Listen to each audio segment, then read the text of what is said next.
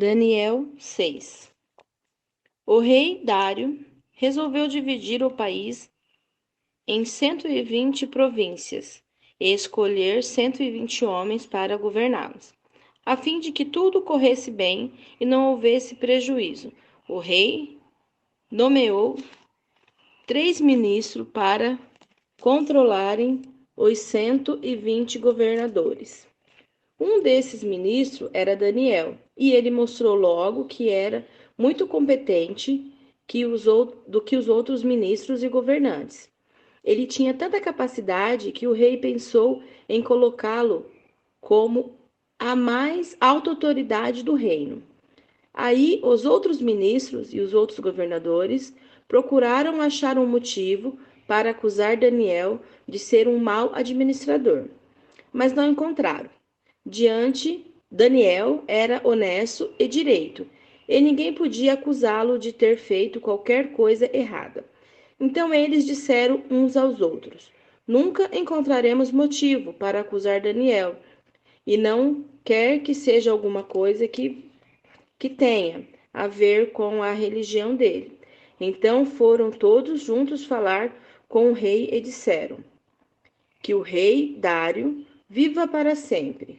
Todos nós que ocupamos posições de autoridades no reino, isto é, os ministros, os governadores, os prefeitos e outras autoridades, nos reunimos e concordamos em pedir ao Senhor que dê uma ordem para não der uma ordem que não poderá ser desobedecida. Ordene que durante 30 dias todos façam os seus pedidos somente ao Senhor. Se durante esse tempo alguém fizer um pedido a qualquer Deus ou qualquer outro homem, essa pessoa será jogada na cova dos leões. Portanto, o rei dê a ordem e a assine, a fim de que não possa ser anulada.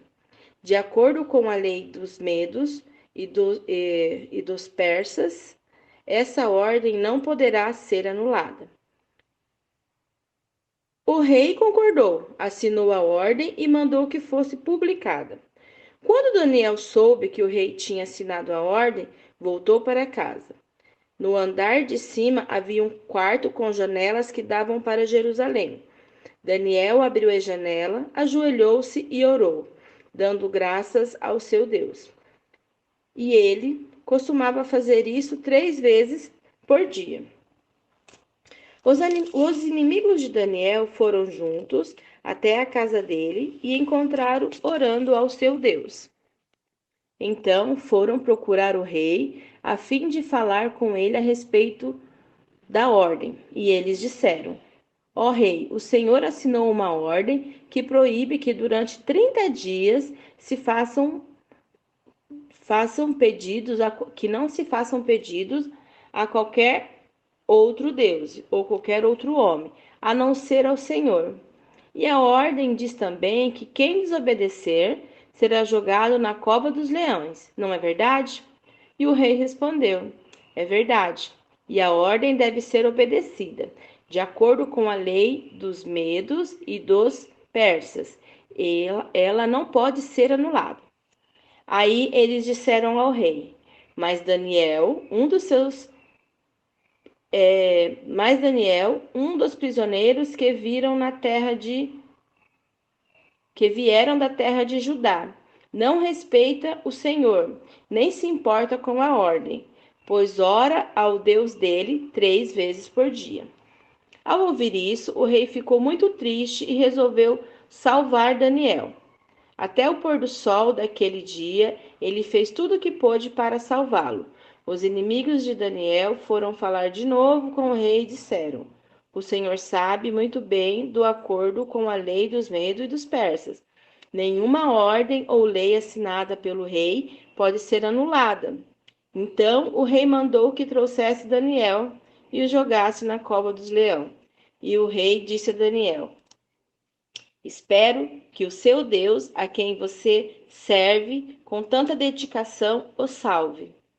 Trouxeram uma pedra e com ela tamparam a boca da cova. O rei selou a pedra com o seu selo do anel e com o anel das altas autoridades do reino, para que, mesmo no caso de Daniel, se ele fosse cumprida ao pé da letra. O rei voltou para o palácio, mas não comeu nada, nem se divertiu como de costume, e naquela noite não pôde dormir. De manhã cedinho, ele levantou e foi depressa até a cova dos leões. Ali, com uma voz muito triste, ele disse: Daniel, servo de Deus vivo, será que o seu Deus, a quem serve com tanta dedicação, conseguiu salvá-lo dos leões? E Daniel respondeu: Que o rei viva para sempre. O meu Deus mandou o seu anjo e esse fechou a boca dos leões, para que eles não me ferissem. Pois Deus sabe que eu não fiz nada contra ele, e também não cometi nenhum crime contra o Senhor. O rei, muito alegre, mandou que tirasse Daniel da cova. Assim ele foi tirado, e viram que nenhum mal havia acontecido com ele, pois havia confiado em Deus. E em seguida o rei mandou que trouxesse os homens que tinham acusado Daniel, todos eles, junto com as suas mulheres e os seus filhos, foram jogados na cova. E antes mesmo que chegasse ao fundo, os leões os atacaram e os despedaçaram. Então o rei Dário escreveu uma carta para o povo de todas as nações, raças e línguas do mundo. A cada carta dizia o seguinte: felicidade e paz para todos. Eu ordeno que todas as pessoas do meu reino respeitem e honrem o Deus de Daniel, que Daniel adora, pois ele é o Deus vivo, que vive para sempre. O seu reino nunca será destruído, o seu poder nunca terá fim. Ele socorre e salva no céu e na terra. Ele faz milagres e maravilhas. Foi ele quem salvou Daniel, livrando das garras dos leões. E Daniel continuou a ser uma alta autoridade no governo durante o reino de Dário e depois durante o reino de Ciro da Pérsia.